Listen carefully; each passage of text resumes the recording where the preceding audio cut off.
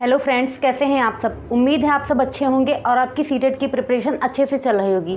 Friends, आज के video में हम पढ़ने वाले हैं सीटेट का एक बहुत इम्पॉर्टेंट टॉपिक बुद्धि, इंटेलिजेंस से रिलेटेड क्वेश्चन आपके पेपर में मिलते हैं। तो आइए इस टॉपिक को हम स्टार्ट करते हैं। देखिए फ्रेंड्स, सबसे पहले हम इंटेलिजेंस के बारे में पढ़ते हैं। इंटेलिजेंस क्या है? देखिए, इंटेलिजेंस जो है हम लोग अपने जनरल लाइफ में भी कहते हैं। कोई भी पर्सन है, अगर वो प्रॉब्लम्स को बहुत जल्दी सॉल्व कर लेता है या इस तरीके से मतलब कोई भी उसके सामने दिक्कत आती है तो उस चीज़ का वो सोल्यूशन खुद से तुरंत निकाल लेता है, तो हम कहते हैं बहुत ज़्यादा इंटेलिजेंट है या फिर पढ़ने में बहुत अच्छा है। ठीक है, उसके साथ मतलब हर एक काम वो अच्छे से कर रहा है, तो हम कहेंगे बहुत इंटेलिजेंट है। तो इस तरीके से हम इंटेलिजेंस के बारे में पढ़ते हैं। यानी बुद्धि जो है समस्याओं को सुलझाने में मदद करती है। कोई भी प्रॉब्लम है अगर, तो उसको सोल्यूशन वो निकाल सकता है। बुद्धि से ही व्यक्ति तर्क, कल्पना व चिंतन करता है। देखिए, बुद्धिमान व्यक्ति है वही, अगर कोई भी बात उसके सामने, कोई भी टॉपिक आएगा तो उस पर वो तर्क कर सकता है, उस पर वो चिंतन करेगा, नए नए टॉपिक्स के बारे में वो इमेजिनेशन कर सकता है। तो इस तरीके से हम देखेंगे कि बुद्धि जो होती है वो क्या क्या, उससे क्या क्या व्यक्ति कर सकता है।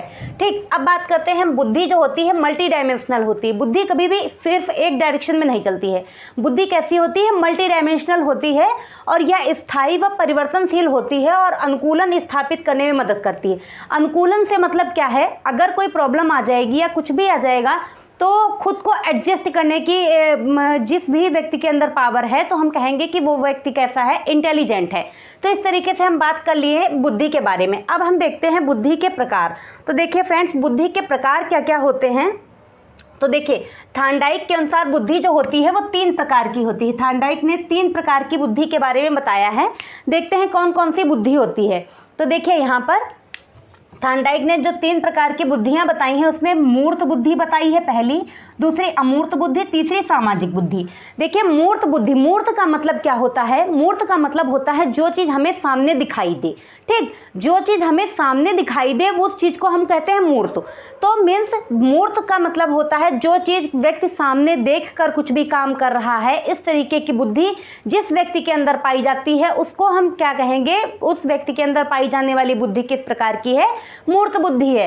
तो देखिए, मूर्त बुद्धि किसके अंदर होती है? मैकेनिक के अंदर होती है, कारीगर के अंदर होती है। ठीक है, तो इस तरीके के जो पर्सन होते हैं उनमें किसी बुद्धि पाई जाती है, मूर्त बुद्धि पाई जाती है। वो अपने सामने, वो कुछ भी काम कर रहे होते हैं तो वो सामने देख कर रहे होते हैं, तो हम कह देते हैं कि उनमें कौन सी बुद्धि है?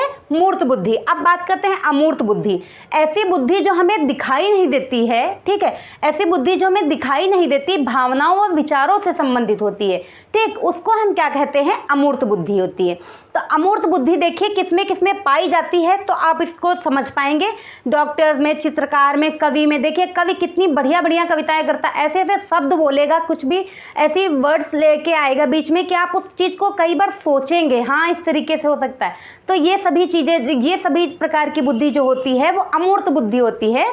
ठीक, तो अमूर्त बुद्धि के बारे में हमने देख लिया। चित्रकार भी ऐसे ऐसे चित्र बना देगा कि उनको देख के हम बहुत देर तक कभी कभी सोचते रह जाते हैं, अरे वाह इतनी बढ़िया इस तरीके से बना हुआ है। तो इस तरीके की बुद्धि जो होती है अमूर्त बुद्धि है। अब बात करते हैं सामाजिक बुद्धि। देखिए, सामाजिक बुद्धि है ये सबसे बढ़िया होती है। सामाजिक बुद्धि देखिए, नेता वगैरह हैं, देखिए कितनी बढ़िया समाज के लिए वो काम कर रहे हैं, तो अपना भाषण ही देंगे, इतना अच्छा देंगे कि उसी में सब आधे लोग डूब के रह जाएंगे। ठीक, तो इस तरीके की बुद्धि कैसी होती है? सामाजिक बुद्धि। जो समाज सेवी होते हैं उनमें इस प्रकार की बुद्धि पाई जाती है। नेता में, व्यवसायी में, टीचर में, समाज सेवक में इस प्रकार की बुद्धि पाई जाती है। टीचर को ही आप ले लीजिए, देखिए कितने प्रकार के आपके सामने बातें करेगा कि आप टीचर्स की बातों में ही इस तरीके से रह जाएंगे। आप कभी भी जब कोई अपने टीचर को सामने देख के पढ़ाई कर रहे हो तो देखिए उसकी आप बातों से कितना ज़्यादा प्रभावित होते हैं, तो आप कितने अच्छे तरीके से सीखते हैं। ठीक, तो इस तरीके की बुद्धि जो होती है सामाजिक बुद्धि कहलाती है। अब बात कर लेते हैं हम बुद्धि का, जो बुद्धि लब्धि का सूत्र है, एक फार्मूला होता है बुद्धि लब्धि का।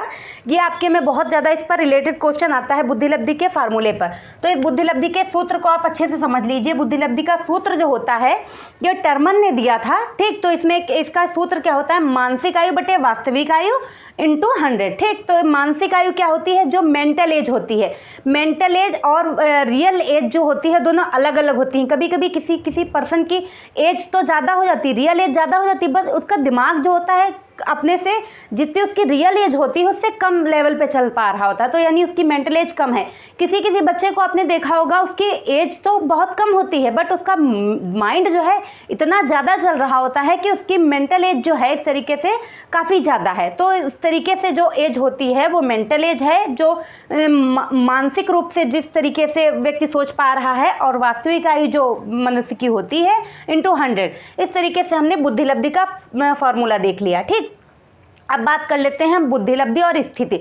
ये चार्ट बहुत इंपॉर्टेंट है, इस चार्ट को आप अपनी कॉपी में अच्छे से नोट कर लीजिएगा और इससे रिलेटेड क्वेश्चन आपको मिलेगा पेपर में। ठीक, तो देखिए बुद्धिलब्धि और उसकी स्थिति, तो हम अच्छे से सभी प्रकार की बुद्धि मतलब सभी लेवल की बुद्धि को समझ लेंगे और देख लेंगे किसमें कितने लेवल की पाई जाती है।